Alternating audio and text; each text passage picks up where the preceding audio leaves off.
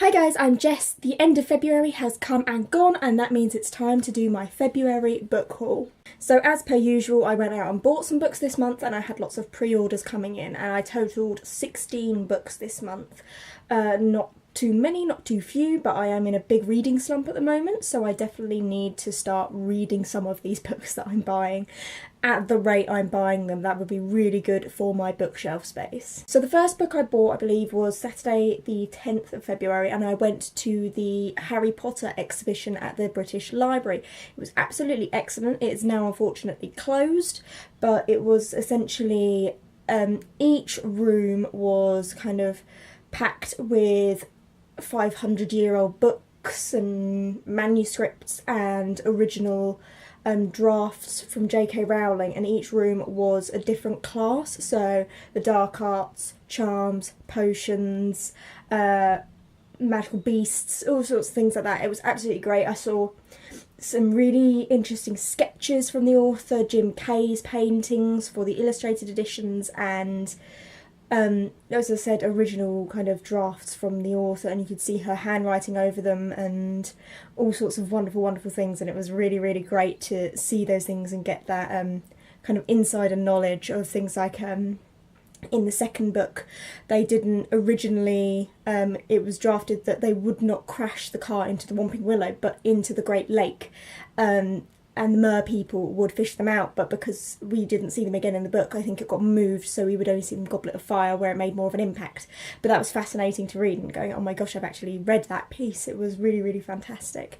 So on that day out, I went across lots and lots and lots of different places to buy my books, because I was in London. I used the day to go and shop, so I went into Waterstones Piccadilly first. The first book that I picked up was Force of Nature by Jane Harper, and this is the author of the best-selling The Dry, which came out last year.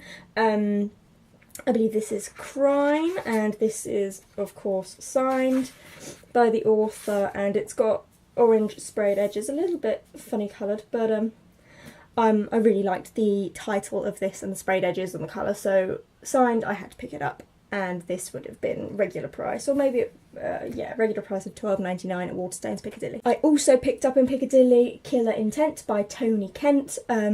No particular reason. I think again I rather liked the title and the colour, and that it was signed and dated in there, and so I just had to have it. And you'll notice that these two books and the other two that I got from Waterstones Piccadilly are not YA books, and that's no particular reason. I'm just trying to branch out my kind of reading and the books that I own a little bit, so that I cover some more genres, because I really am stuck in the YA genre at the moment, and all of the books are becoming a bit samey, and I'm struggling to keep myself reading them at this point. I also on that trip picked up The Chalk Man by CJ Tudor, and this would have been £12.99, and it is signed and got a little sketch in there by the author. That's probably why I bought it, but I'd seen this book being advertised around a couple of places, so I thought it'd be a good idea to pick it up.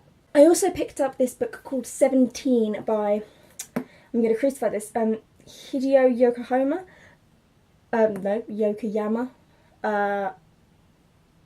a journalist, I believe, signed by the author. So this is actually fascinatingly signed by the author and then the translator, Louise Kawai.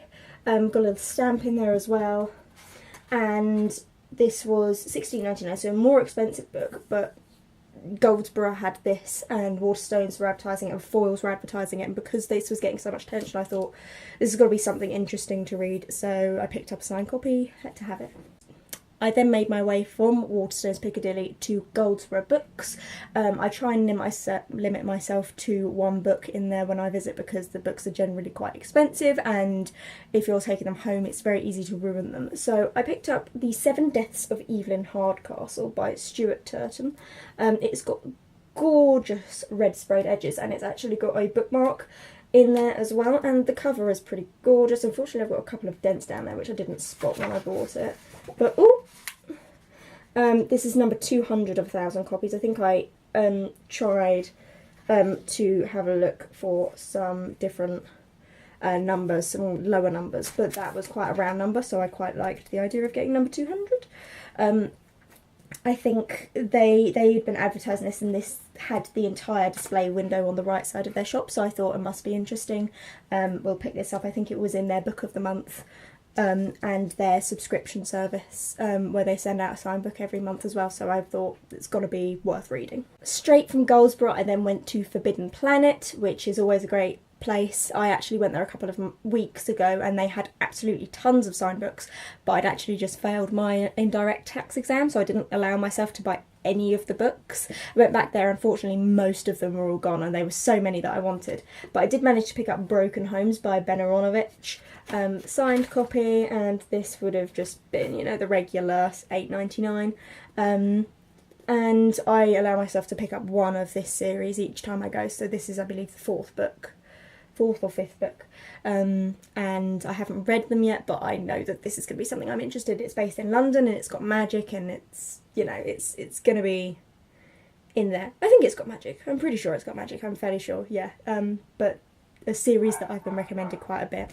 Then, of course, got myself to the British Library and picked up Harry Potter, A History of Magic, the hardback, not signed or anything. This was a £5 off, so it's probably £25. Quite a lot of money, but this is just, you know, I wanted to pick it up at the exhibition so that I remembered I'd always been there. I also got the tote bag with this Phoenix artwork on it because it's absolutely fantastic. I really, really like it. I need to be looking for some nice Phoenix artwork because I've got some tattoo ideas to do with it. Moving away from the 10th of February, all of those books came from that day going up to London over the course of a couple of weeks. The next book that I got coming through was my pre-order from Barnes & Noble of Iron Gold by Pierce Brown. This is now the 4th copy that I own, but I'm yet to have this spine. I really like the material that this cover is done in, and it is signed just there, and that's the last one of those Barnes & Noble order, the last book of that Barnes & Noble order that I had that cost me quite a bit of money, but I'm glad that I've now got kind of every edition of Iron Gold that I can get my hands on, really. So here comes Dark Age, and how many editions of that are they going to put out just to torture me and my bank account, really? Probably the next Saturday I went into the comic book shop that I used to work out, and my old boss gave me this. It's called Vexatious Trifles, from the writing of Sir Fretful Murmur in his book More Miseries, addressed to the morbid, the melancholy and the irritable, edited by Matt West and illustrated by Jess Pillings. Now, Matt West is my boss, my ex-boss from the comic book shop, one of the owners of Milk Publishing Limited, Milk spelled M-I-W-K. He's really, really great guy, very, very funny, and just gave this to me. It's basically a list of things that can, you know, just annoy people. So being asked by an absent man to dinner, and upon your arriving at his house finding him just set off for the country. Just odd bits that could annoy people, and so it generally is him in a nutshell, and it's going to be very, very funny once I get kind of through to read this. It's a really, really cute little hardback, so this didn't cost me anything because it was a gift. Now, quite excitingly, this is a book that I've been hunting down for the past 2 or 3 years, and it is the UK hardback of Red Rising by Pierce Brown, and it's got this gorgeous spine, and I paid £40 for this, and I've just noticed that I've got a load of scratches on the back, and I think I must have done that trying to put this book away, which is really, really awful, so I'm going to have to work out how to take care of this book better. But the plan is that when Pierce Brown comes around, I'll get this signed and personalised like the rest of my UK hardbacks. So it won't be worth any one to anybody but me, you know. But it's got a couple of scratches over the thing, and I think I've done that because it was in a cling film kind of thing when it got here, but it was really, really badly misted kind of thing. So unfortunately it's a little bit damaged now, but I don't think it was too badly when it got here. But yeah, this was a lot of money. But I had originally bought it in time for his signing, and then suddenly the guy couldn't find his copy, but made an effort to get me another. So I've now got this, and it just looks good on the shelf, and I need to be not so precious about it. I will be getting it personalised, so it will just be for me, really. On the weekend that Red Rising arrived, I also went out and bought a couple of just plain paperbacks at Waterstones for basically because of the sprayed edges. Now, I bought This Mortal Coil by Emily Savada. purely because I started seeing copies that did not have this artwork on the side, and I thought if she ever does come around and have like a signing or anything, I want to have this copy. I've been admiring it for a while, so I thought I wasn't going to buy it, but then because copies that didn't have it started appearing, I bought it out of panic. I also picked up a book that I've been thinking about getting for a little while now. I've seen nothing but great stuff, and it's Thug, The Hate You Give by Angie Thomas, and it's this lovely exclusive collector's edition, which Angie Thomas is actually coming to the UK to do a signing for this copy. Of course, I picked it up because it's got nice sprayed edges, but I think I'm flying to Edinburgh that day, or I'm already in Edinburgh that day, and unfortunately therefore can't be there. But I haven't read the book yet, and I know everybody's been saying, I don't know why I haven't read the book sooner once they've read it, so I need to get round to reading this at some point, and just thought having a nice sprayed edge edition would be a nice treat. And you can see that that day, of course, I was picking up quite a few sprayed editions. I also got this edition of The Hazelwood by Melissa Albert that's got blue sprayed edges to match. Now, I wasn't going to buy it because I had the ARC in the lovely black kind of original US artwork, and then I was pretty sure that it was coming in Fairy Loot and Owl Crate's exclusive book boxes, but I was hoping they'd be different editions of the book kind of thing, and you know, here's what ensued.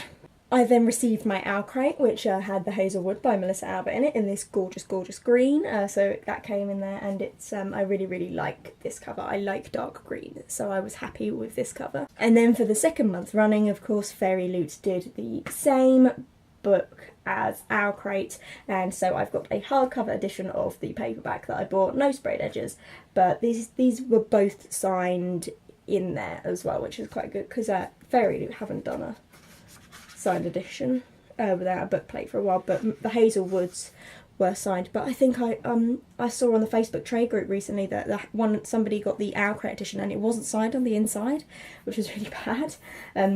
Obviously I expect it can happen, and signing so many of the books you just miss one.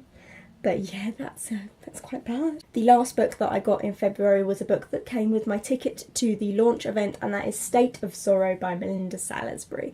And of course I got this signed when I went. Build your bridges carefully, with this lovely kind of sparkling leaf stamp that Melinda had brought along, and we were terrified that none of us would be able to get there because of course the Beast from the East came in, all the snow was going, the trains were absolutely awful, but managed to get there. Really, really good event. Melinda, I had no idea she was quite so political, but she talks very fast and I take notes, and it's always good to hear Melinda speak. So those were the 16 books that I bought in February 2018. 3 copies of The Hazelwood came through. After I've read it, I'll decide if that's a good thing or not, and I need to catch up on my reading because I've been in a very big reading slump recently, but I have got to retake my exam quite soon, so maybe that is a good thing and I can get my head down to revise. I'll let you know. I'm going to do a wrap up talking about how I get out of my reading slumps quite soon for February, so thank you so much for watching. Bye!